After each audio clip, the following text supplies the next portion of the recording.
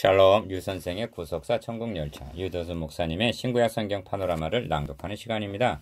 지금은 에베소서 파노라마 6장 10절에서 24절까지의 개관입니다.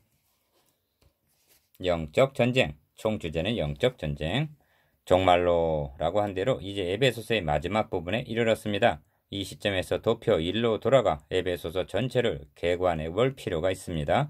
1장에서 교회 건설의 재료를 선택하여 2장에서 서로 연결하여 교회가 세워지고 3장에서 교회 위에 하나님의 모든 충만으로 충만하여졌으며 4장에서 교회의 하나됨을 힘써 지키라 하시고 5장에서 교회 성결을 지키라 권면한 사도는 6장에서 정말로 마귀의 계계를 능히 대적하기 위하여 하나님의 전신갑주를 입으라 하고 11절 명하고 있는 것입니다. 이 구도는 마치 느헤미야가 자 예루살렘 성을 중건하여 다시 수치를 받지 말자 하고 느헤미야 2장 17절 성벽을 쌓는 것과 같다 하겠습니다. 느헤미야는 계속 독려합니다. 너희는 저희들을 두려워 말고 지극히 크시고 두려우신 주를 기억하고 너희 형제와 자녀와 아내와 집을 위하여 싸우라. 그렇습니다. 느헤미야 4장 14절. 이 구도는 교회론이 주제인 에베소서도 동일합니다. 그 성 안에는 영광스러운 교회가 있고 지켜야 할 원리들, 즉 작은 교회들인 가정과 기업과 직장들이 있는 것입니다.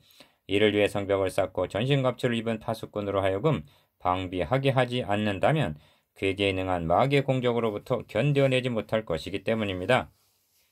사탄은 이른 그대로 대적자입니다. 성경 역사를 통해서 볼 때 사탄은 잠시도 그 사악함과 간교함으로 대적하기를 완화해 본 적이 없습니다.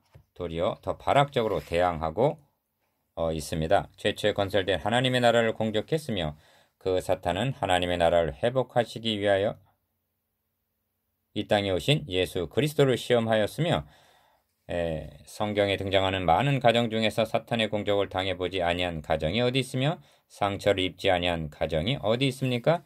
그러므로 이 마지막 슬픔은 악전 고투 끝에 성벽을 중건한 느헤미야서를 통해서 사실적으로 이해할 수가 있을 것입니다. 다만 이 일이 신약에서는 영적으로 전개되고 있다는 것뿐입니다. 도표 34를 보십시오. 전체 주제와 각 단원의 제목과 연결하여 전체적인 개관을 파악해 보십시다.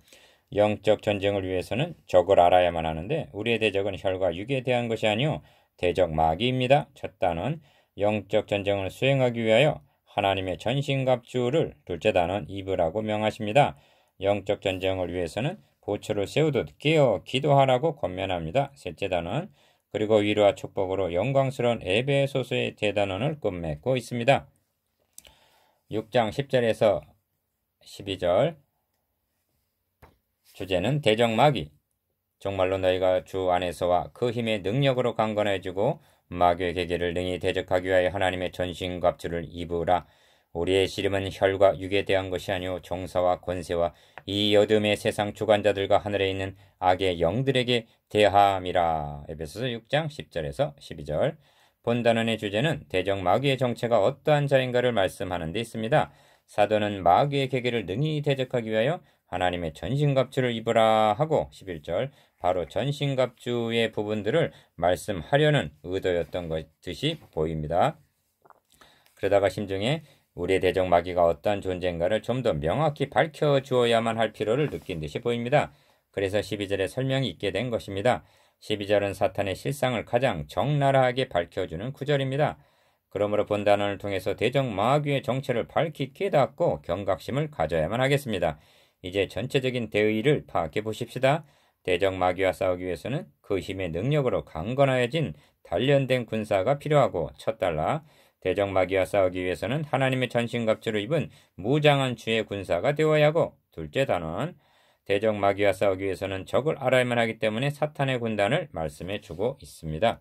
1. 단련된 군사 큰일 단련된 군사 정말로 너희가 주 안에서와 그 힘의 능력으로 강건하여지고 10절은 정말로 이렇게 시작이 됩니다. 이 말씀은 끝으로라는 단순한 뜻이 아닙니다. 정말로라는 단어의 뜻 풀이로만 볼 것이 아니라 에베소서 전체를 바라보는 망원경적으로 보아야만 그 뜻을 바로 알 수가 있으며 이 교훈의 중대성을 놓치지 않게 됩니다.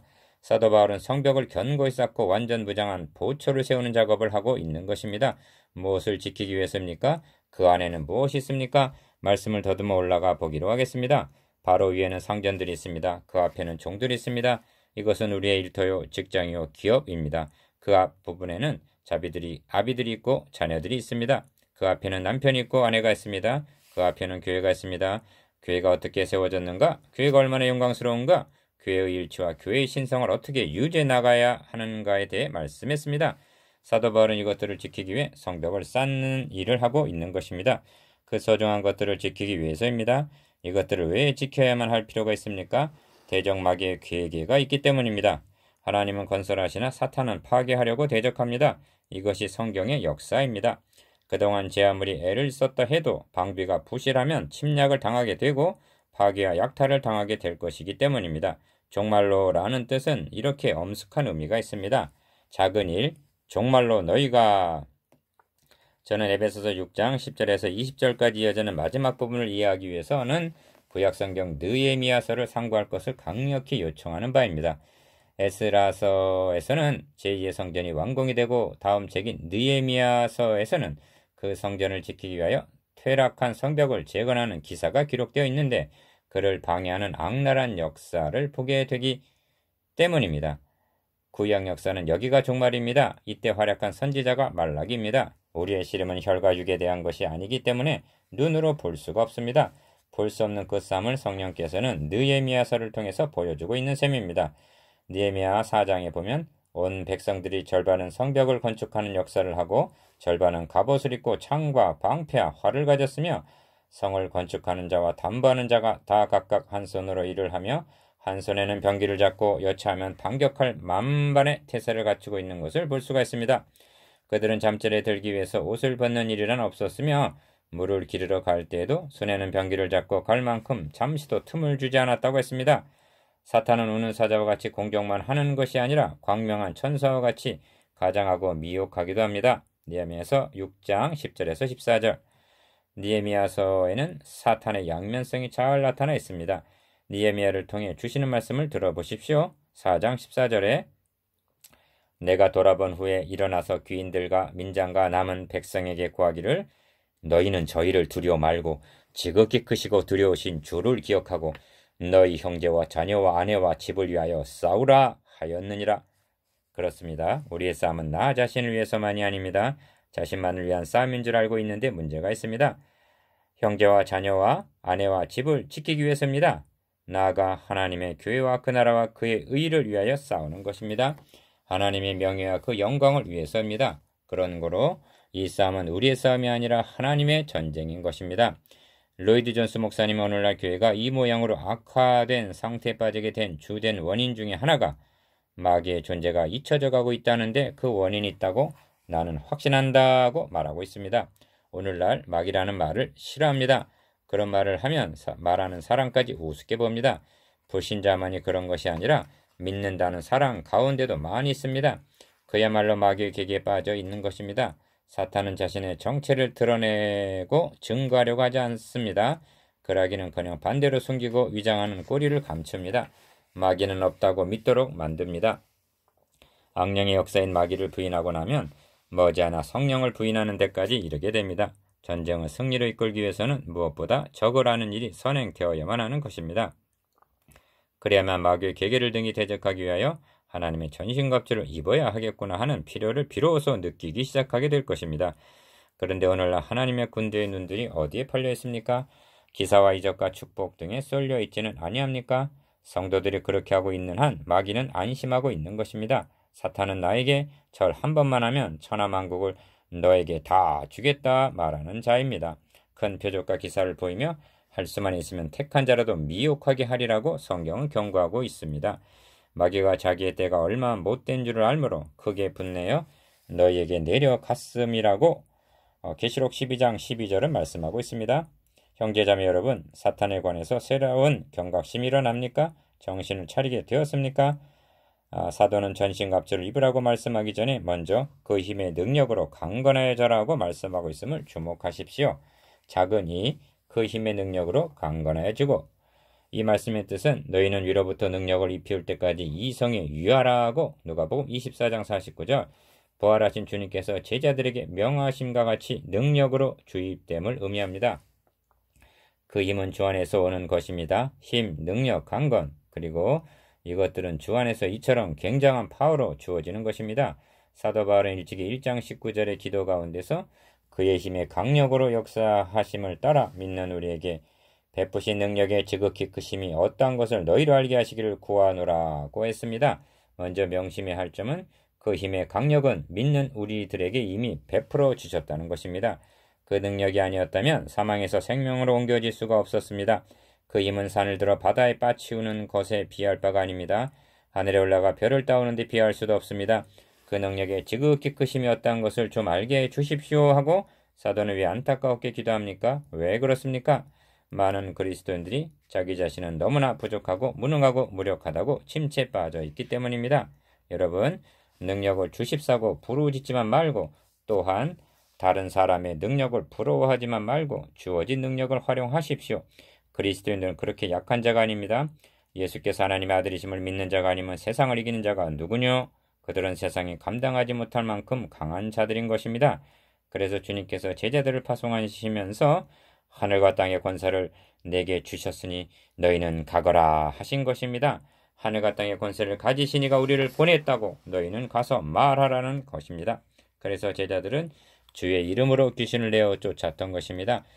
요한계시록 2장 26절에 보면 이기는 자와 끝까지 내 일을 지키는 그에게는 만국을 다스리는 권세를 주리니 그가 절장을 가지고 저희를 다스려 질그릇 깨뜨리는 것과 같이 하리라 하십니다. 얼마나 놀라운 힘과 능력입니까? 새로 만든 야구 방망이를 가지고 옹기점에 가서 크고 작은 항아리와 뚝배기 그릇 등을 깨뜨리는 장면을 상상해 보십시오. 나도 내 아버지께 받은 것이 그러하니라고 부언해서 말씀하고 계십니다. 그 능력과 권세를 교회에게 주시겠다는 것입니다. 이것입니다. 그리스도인들에게 주어진 힘과 능력은 아버지께서 아들 되는 그리스도에게 주셨던 것입니다. 그리스도께서는 승천하시면서 아버지께서 나를 보내신 것 같이 나도 너희를 보내노라 하시며 빈손으로 보내시는 것이 아니라 자신이 받으셨던 그 권세와 능력을 제자들에게 위임해 주시는 것입니다. 이것이 주 안에서의 뜻입니다. 어떤 사람들은 그 능력이 자기 것인 양 너무 자만해져서 경거망동하는 사람들이 있습니다. 이것은 교만입니다. 반대로 자신에게는 아무 능력도 주어지지 아니한 양 무기력에 빠져 있는 자가 있습니다. 이것은 명백한 불신입니다. 다음으로 이 힘의 능력은 한 번 주어진 것으로 완성되는 것은 아닙니다. 그것은 계속적으로 그때그때마다 공급되어져야만 합니다. 그 힘의 능력으로 강건하여지고 할 때 강건하여지고는 수동태입니다. 강건함을 받아야만 하는 것입니다. 기도 외에는 이런 류의 병이 나을 수 없느니라 말씀하신 대로 기도의 통로를 통해 계속 공급함을 받아야만 하는 것입니다. 사도행전에 보면 그들은 계속적으로 세임을 공급받았던 것입니다. 사도행전 4장 31절 이것이 주 안에서 그 힘의 능력으로 강건해지고의 뜻입니다. 힘의 능력으로 강건해지고 하나님의 전신갑주를 입어야 되겠구나 하는 절실함이 있습니까? 그렇지 않다면 우리는 앞으로 나아갈 수가 없습니다. 사탄이 괴계를 포기한다든가 그와는 휴전이나 정전 따위는 없습니다. 오직 마귀의 괴계를 능히 대적하기 위하여 일사각오를 한 전신 갑주를 입어야 할 뿐임을 명심하시기 바랍니다. 큰 이 무장한 군사 정말로 너희가 주 안에서와 그 힘의 능력으로 강건해지고 마귀의 괴계를 능히 대적하기 위하여 하나님의 전신 갑주를 입으라 하고 평생을 선한 싸움을 싸운 사도의 독전은 계속되고 있습니다. 10절에서 11절까지에는 두 가지 권면이 주어져 있습니다. 첫째는 주 안에서와 그 힘의 능력으로 강건해지고 이고 두 번째는 하나님의 전신갑주를 입어라고 하십니다. 10절은 수동적으로 입힘을 받는 것이지만 11절은 능동적으로 우리가 입어야 하는 것입니다. 이것이 영적 무장의 양면성입니다. 어느 한쪽만 취해서도 아니 되고 이 둘은 조화를 이루어야만 합니다. 전신갑주는 하나님의 말씀과 관련이 있습니다. 사도는 능력 더하기 말씀을 겸비하라고 말씀하고 있는 것입니다. 첫 번째 권면이 하나님께서 공급하여 주시는 것이라면 두 번째 권면은 우리가 입어야 하는 우리의 책임인 것입니다. 왜 전신갑주가 필요합니까? 힘과 능력만으로는 왜 충분치가 못합니까? 큰 이의 작은 일, 능력 더하기 말씀. 우리는 이 두 가지를 떼어놓기를 좋아하는 시대에 살고 있습니다. 어떤 분들은 오직 능력만이 필요하다고 주장합니다. 그래서 은사 집회인이 각종 병자는 다 오라고 합니다. 그런가 하면 우리는 말씀 중심이라고 이러한 것들을 경계합니다. 그러나 성경에는 이 둘이 같이 가고 있음을 보게 됩니다. 데살로니가전서 1장 5절에 우리 복음이 말로만 너에게 이른 것이 아니라 오직 능력과 성령과 큰 확신으로 된 것이라고 말씀하고 있습니다. 베드로가 고넬료의 가정에 가서 복음을 전할 때 성령이 임하였으며 은사가 주어졌습니다. 말씀과 능력은 같이 갑니다. 그 힘의 능력으로 강건해질 뿐 아니라 또한 전신갑주를 입어야만 합니다. 진리의 허리띠를 띄어야만 합니다. 성령의 검, 곧 하나님의 말씀을 가져야만 합니다. 이를 위해 부지런히 가르쳐야 하고 가르침을 받아야만 합니다. 그리고 지켜 나아가야만 합니다. 이 과정은 하루아침에 이루어지는 것이 아닙니다. 전투기 한 대와 병사 한 사람과 어느 편이 더 귀합니까? 더 중요합니까? 전투기는 며칠 사이에 만들 수가 있어도 한 병사는 20여 년이 걸려야만 양성이 됩니다.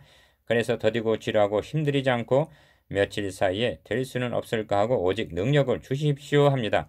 그 능력이 필요합니다. 그래야만 전신갑주를 활용할 수 있는 힘이 생깁니다. 그러나 그것이 전부는 아닙니다. 능력 있다고 맨주먹으로 알몸으로 아니 됩니다. 하나님의 전신갑주를 입어야만 합니다. 이것이 영적 무장의 양면성입니다. 여러분들께서는 그 힘의 능력으로 강건해지고 하나님의 전신갑주를 입게 되시기를 주님 이름으로 축원합니다.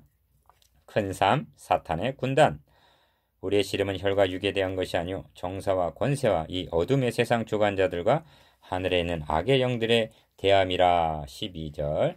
우리가 대적해야 할 마귀는 어떠한 존재인가? 첫사람 아담과 하와를 유혹하여 넘어뜨렸으며 우리 주님께 달려들어 시험하였던 사탄은 어떤 존재인가? 먼저 생각할 것은 우리의 씨름은 혈과 육에 대한 것이 아니라는 사실입니다. 큰 삶의 작은 일, 혈과 육에 대한 것이 아니오. 혈과 육이란 옛 성품을 가진 인간을 가리키는 말입니다. 그러니까 우리의 대적은 혈과 육을 가진 형이하적인 인간이 아니라는 말씀입니다.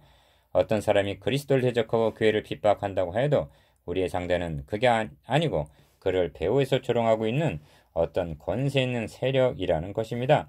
그 세력이 정사와 권세와 이 어둠의 세상 주관자들과 하늘에 있는 악의 영들이라고 말씀하고 있습니다. 우리 함께 말해봅시다. 우리의 씨름은 혈과 육에 대한 것이 아니요. 이 점에 있어서 우리는 늘 속고 있습니다. 사람과 사람의 싸움이 아닙니다. 국제 정세가 그렇고 전쟁이 그렇고 교회 내 분쟁과 갈등이 그러하고 가정 문제가 그러합니다. 그 배후 안에는 정세와 권세와 이 어둠의 세상 주관자들과 하늘에 있는 악의 영들이 있습니다. 우리의 싸움은 이들에 대해서입니다. 우리말 성경은 12절을 가다듬었지만 본래는 우리의 씨름은 혈과 육에 대한 것이 아니오 정사에 대하여 권세에 대해서 이 어둠의 세상 주관자들에 대하여 하늘에 있는 악의 영들의 대함이라도 되어 있습니다. 악의 영들의 대함이라고 되어 있습니다. 우리의 상대를 뭐뭐에 대하여 하고 얼마나 반복적으로 강조하고 있습니까? 어느 누구보다도 바울 사도가 사탄에 대하여 더욱 경각심을 갖고 있는 이유가 어디 있을까요?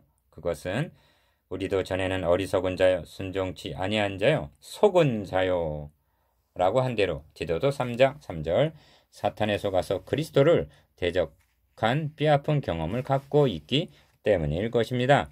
그러하기 때문에 사도 바울은 고린도후서 2장 11절에서 이는 우리로 사탄에게 속지 않게 하려 함이라 우리가 그 괴계를 알지 못하는 바가 아니로다 라고 말씀하고 있는 것입니다. 우리의 상대는 그놈입니다. 이를 아는 자는 더 이상 그들의 간교함에 속지 않게 될 것입니다. 더 이상 이용물이 되지 않을 것입니다. 먼저 우리의 씨름은 하고 씨름에다 비유하고 있습니다. 그러나 그 다음부터 전개되는 장면은 씨름 장면이 아니라 전신갑주를 입은 군대들의 전쟁터인 것입니다. 그렇다면 왜 우리의 씨름은 하고 씨름에다 비했을까요? 전쟁하면 그것은 범위가 넓고 1대1의 긴박감이 씨름에 비해서 적기 때문입니다. 전쟁은 전방에 있는 자와 후방에 있는 자도 있습니다. 직접 적과 싸우는 부대가 있는가 하면 뒤에서 지원하는 병참 부대도 있기 마련입니다.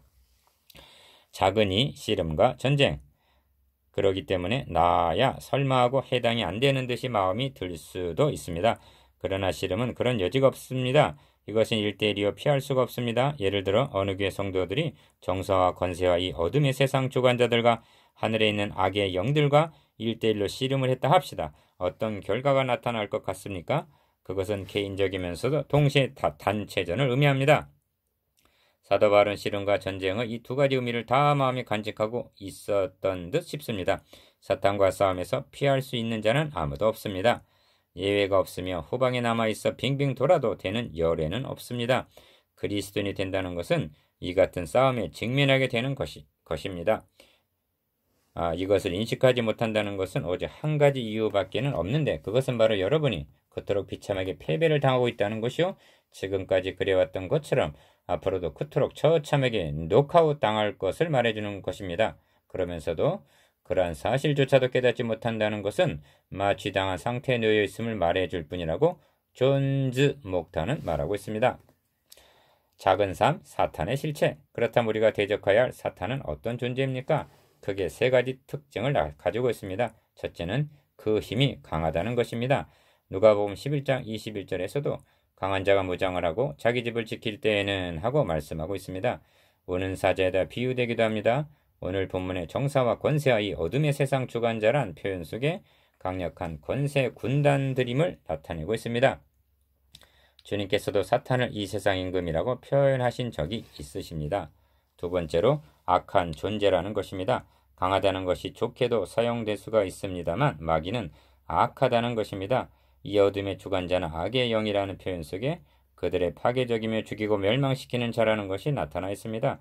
정사와 권세란 에베소 1장 21절에 보면 주님이 거느리신 천사들에게도 같은 이름이 주어졌습니다. 그러나 그들은 선한 천사요, 사탄이 거느린 정사와 권세는 악한 천사들인 것입니다. 셋째로 그들은 간교하다는 것입니다. 마귀의 괴계란 표현이 그들의 교활함을 잘 나타내고 있습니다. 사탄은 변장의 명수입니다. 때로는 광명한 천사로 양의 탈을 쓴 자로 가장하며 유혹하는 자, 미혹하는 자로 뱀의 혀같이 날름됩니다. 그런가 하면 불같은 시험으로 우는 사자같이 덤벼들기도 합니다. 그런가 하면 불같은 시험으로 우는 사자같이 덤벼들기도 합니다. 성도 여러분, 여러분의 마음을 음침하고 기가 죽게 만들고 있지는 아니합니까? 그러나 본문의 말씀은 그런 의도로 주어진 말씀이 아닙니다. 적을 알고 나를 알고 올바른 진단이 내려질 때 우리를 11절과 10절과 11절의 원리로 돌아가게 합니다. 주 안에 있음을 감사하게 합니다. 그 힘의 능력만을 의지하게 합니다. 전신갑주의 필요성을 인식하게 합니다. 그리고 모든 것을 행한 후에서는 그날을 바라보게 합니다. 이 말씀은 우리에게 용기와 희망을 주며 승리를 확신시켜주는 말씀인 것입니다. 묵상해 봅시다. 1. 어떻게 하여야 마귀의 괴계를 능히 대적할 수 있습니까? 2. 그리스도인을 무장한 군인이라고 합니다. 무엇으로 무장해야 합니까? 3. 사탄의 실체 세 가지를 말해 봅시다.